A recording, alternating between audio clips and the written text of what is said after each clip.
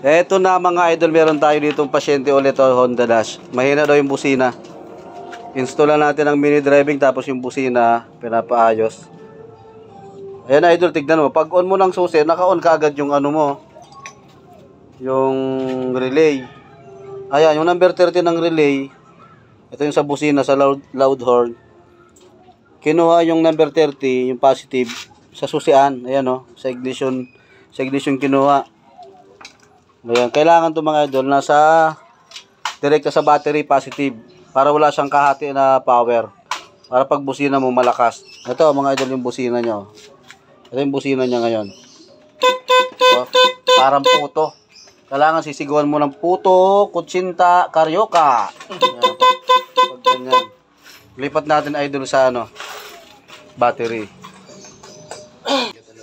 Tapos ito ngayon mga idol, pinutol na natin yung number 30 ano. Nasabi ko dapat nasa battery, pero nilagay sa susian. Lagyan natin ng wire mga idol. So ito na mga idol yung dulo ng number 30. Ayan, dinugtong natin ng wire.